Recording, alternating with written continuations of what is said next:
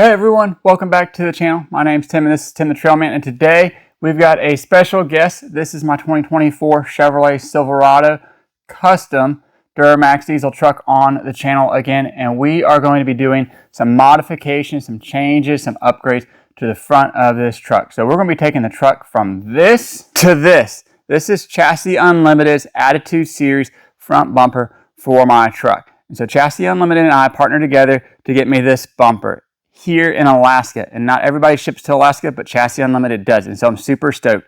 Last year the truck was not much use other than going to get groceries. It did not have extra lights on it. It did not have a steel bumper for a winch, and so after seeing this, I definitely wanted to have it here going into winter time. The Attitude Series does come with a spot for the winch and spots for the lights. This is added per me. I saw someone else's truck do it. The bumper, you have to drill holes for this just as a side piece. So you can put any winch. You're not having to do Smitty built. You can do whatever brand. You don't have to do Baja Design. That's just my preference. But the Chassis Unlimited bumper is built in the U.S., high quality steel, and it's going to get shipped to you in two pieces, the center section and the wing section. And then you just use a couple bolts, bolt it together, and put it on the truck. And so this video is going to be about how to do it on my 2024 Silverado. And so the instructions are included in it, and all the hardware is needed. So without further ado, let's get started. Sorry for any lighting stuff going on. The sun is coming right through the garage door here in Alaska, as it's never going down right now in the summertime. So the first thing I would recommend for any project is you don't have to worry about the front bumper because we're going to be throwing that away, but we are going to need to take this trim off. And then in here, I went ahead and rinsed off this wheel liner. We are going to have to loosen that. There is a screw behind here. And so you can see I live down a dirt road, and so most of the wheel liner looks like that. Rinse that off. So clean the area that you're working on before you need to work on it, and all that mud down there is going to be swept up and cleaned up. And then the same thing here on this side. I also have gone through this procedure before if you watched the video on the Morimoto headlights, but I do need to get all of this off because there's some bolts right here. This cord down here is for the block heater and the other oil pan heaters I have on the truck. And Chassis Unlimited does include a spot on the bumper or a bracket to mount it in the factory area location. I'm not going to use that, but it is included. So if you have a diesel or gas, the Chassis Unlimited bumper does allow you to mount that OE block heater plug. Let's go step by step with this. First, we're going to take these two screws out and slide this off. Then we're going to take this piece off right here. And then we will pop this loose. I don't know why Chevrolet had to put a screw behind here, but our goal is to get this trim piece off. On my truck, it's all one piece. And if you have the LT or LTZ and stuff, this fairing or wind grill is a little bit different. But for mine, all of this is one piece, and then the grill is one piece. So I'm going to take those off camera because it's boring to watch me remove clips. And if they break, I don't want to use any non-G rated words. All right, so we got the front grill off area. Now, the front grill and the one piece, they both pop off the headlights. But I don't like giving sizes of tools in the instructions just because every year they can change them even though they're the exact same truck. But just for the matter, there's 10mm screws here. These are T15s. And then all of that's rivets. There's a T10, or not, sorry, not T10, a 10mm hex there and a 10mm hex there. So there's 6 10mm hex. The screw that goes in right here is a 7mm because it's a Chevrolet and they're dumb. And then the wheel liner is all T15s as well. So once you take the T15s, the 10mm, and the 7mm, everything pops off. And you can just set it off to the side. As you can see, this is what I mean by mine's all one piece for this, and then the grill itself. And so none of it is, let me show you, affecting the factory shutter system for the radiators. That all stays on there. And then I'm looking over currently on how to get the bolts off the frame horns and from underneath. You're going to lose your recovery points from the factory, but the Chassis Unlimited has them. So we got to unbolt those and we'll reuse that hardware. And while we're talking about it, hardware for this is reused, and then the hardware for the OEM bumper is how that bumper gets held on to the truck. So let me get this off, and then I'll show you where all those mounting points are. All right, pardon the fan noise. It gets a little warm in here. My shed does not have air conditioning, and it's warm in Alaska. But I got the steel cover off now. Let me show you. There's a couple things. This bolt here is 18, and it's obvious, but there's this little plastic trim right here that sits right here. Let me show you. Right here on the bumper. You just pop that out, and then same thing on this side. That's the one bolt you can see, but then right here there's another 18, one on each side, and then down here underneath there's some reinforcement pieces that go to these bars, and those are 16 millimeter hex heads. So those 8 bolts allows you to pull that cover off. And then now I need to take these recovery hooks off. Remember, we're going to reuse the hardware but not the hooks. And then I need to unbolt this frame horn piece. Looks like there's a couple screws there. And then the chassis unlimited should slide into the frame. Reuse those bolts to put it on. Let me go ahead and get these off and then unbolt those, and we'll see where we're at. But that's how that bumper comes off. It took me longer to figure out that there was a hidden bolt right there than it did for me to actually pull it apart. So I'll be back in a second. Alrighty, so we got the recovery hooks off. That's going to be a bolt and nut, 18 millimeter on each side, and then the bolts that hold on those frame horn covers, those are 15s. So 4 bolts right there, 2 bolts on each side. You take that off, and then from everything I can tell, it's ready to go back. And this is going to be the hardware we're reusing.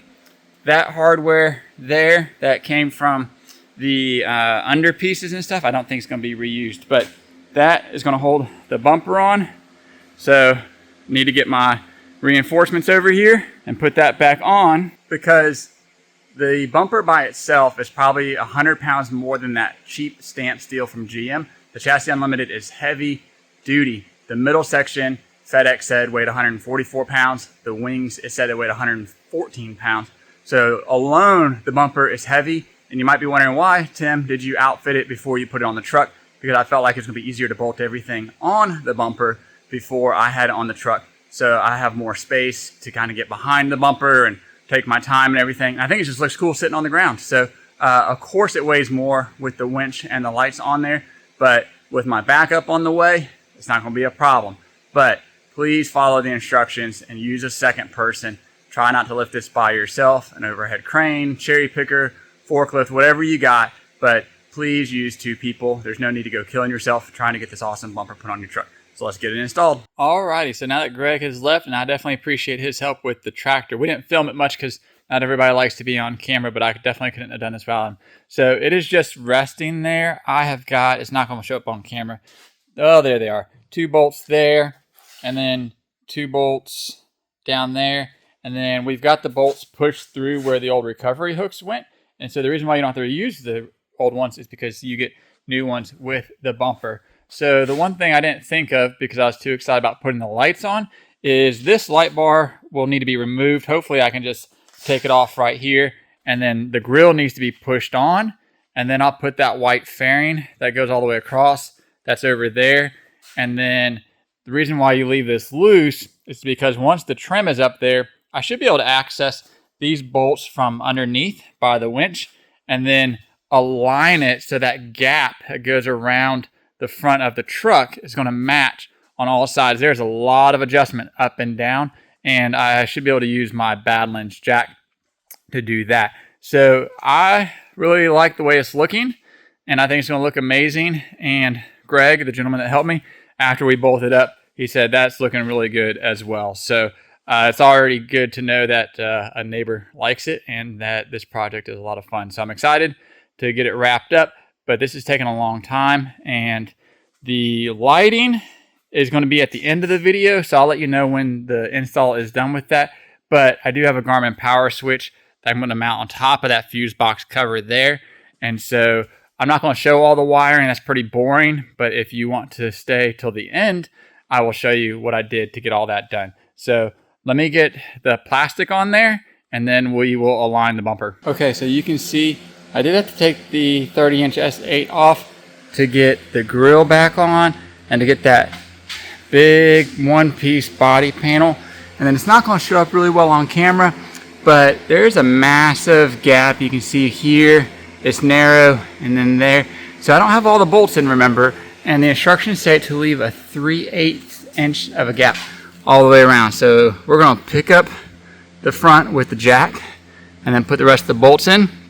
And then when we get done, there should be a nice even gap. So I'm going to put that light bar on, put the bolts in, and we'll see the finished product for the installation. And then up here, I've got my current bird's nest, but we'll get that Garmin power switch in there. But if you're just looking for the installation, for the installation part of the video, we're almost done. Alrighty, so we have completed the install. Let me show you what it looks like. Alright, so it is completely bolted up. The gapping is pretty symmetrical. It does get a little close there. I need to put the wheel liners back, but you know how to do that. Just reverse what it is that you did taking them apart. Got the winch there.